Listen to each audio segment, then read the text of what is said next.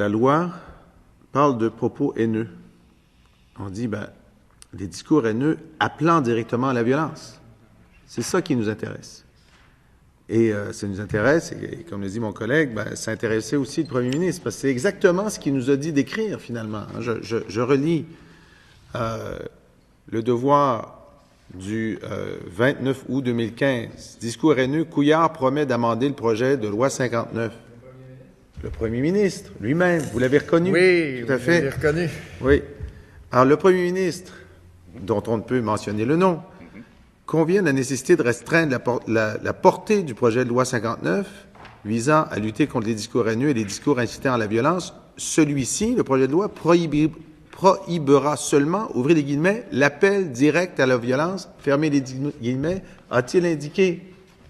On lui donne raison pour une fois. Et savez-vous pourquoi c'est important que le premier ministre et nous soyons d'accord, et la ministre, bien sûr, soyons d'accord. Pourquoi? Parce que dans sa grande sagesse, qu'est-ce qu'il a dit, le premier ministre? Il a dit, le but n'est pas de réduire la liberté d'expression au Québec, mais d'en indiquer la limite qui, à mon avis, requiert le consensus. C'est pas beau, ça, M. le Président? Le premier ministre nous appelle au consensus et il nous donne la clé du consensus. Il dit, et je le cite encore, « On peut dire des bêtises, on peut dire toutes sortes de choses, mais on ne peut pas appeler à la violence. » Fin de citation. Voilà, nous sommes d'accord avec lui. Le premier ministre, l'opposition officielle. Est-ce que je m'avance en disant que la seconde opposition, je ne m'avance pas, elle confirme. Nous sommes dans le consensus avec le premier ministre. L'opposition officielle, la deuxième opposition.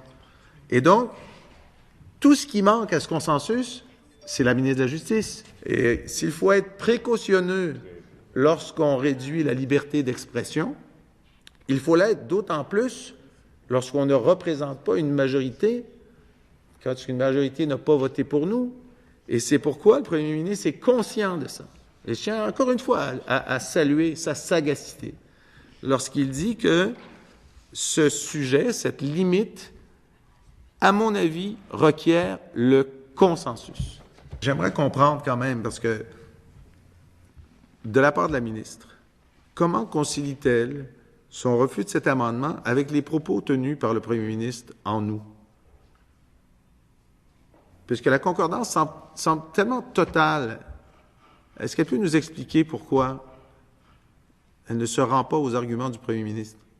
Alors, je veux simplement rassurer mes collègues, que les amendements que nous avons déposés au projet de loi sont des amendements déposés par le gouvernement. On comprend que dans le calendrier des faits, il y a eu le projet de loi d'origine qui a été déposé, il y a eu un certain nombre de discussions publiques. Le premier ministre a indiqué en août une ligne assez claire. C'est postérieurement aux déclarations du premier ministre que les amendements ont été validés par le gouvernement, donc y compris le premier ministre, et donc les amendements qui ont été déposés ne sont pas en phase avec l'opinion que le premier ministre avait évoquée en août. C'est donc de deux choses l'une, soit il a perdu la bataille de son amendement, il n'a pas réussi à convaincre son gouvernement de la qualité de ses arguments, ce que je trouve assez rare. J'ai été conseiller de 2 premiers ministres, j'ai assisté à des conseils des ministres, j'ai été ministre moi-même. C'est arrivé que le ou la première ministre n'arrive pas à convaincre, mais c'est très rare. C'est très rare. Ou bien le premier ministre a changé d'avis lui-même entre le 15 août, ses déclarations très claires, et l'adoption des amendements par son gouvernement. Il a dit « Je me suis trompé. D'abord, ça ne requiert pas le consensus. Il ne faut pas indiquer la limite qui, à mon avis, doit être on ne peut pas appeler à la violence. Alors, si on dit, bon, il a changé d'avis. Son avis d'où c'était, on peut dire des bêtises, on peut dire toutes sortes de choses, mais on ne peut pas appeler à la violence.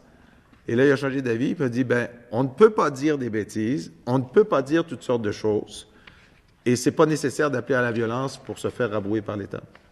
Donc, il a changé d'avis. Écoutez, moi, je n'ai jamais entendu le premier ministre contredire cette position-là. Alors donc, je reviens à ma proposition précédente, si on pouvait convoquer le premier ministre comme témoin expert pour qu'on puisse lui demander s'il a changé d'avis, pourquoi il a changé d'avis.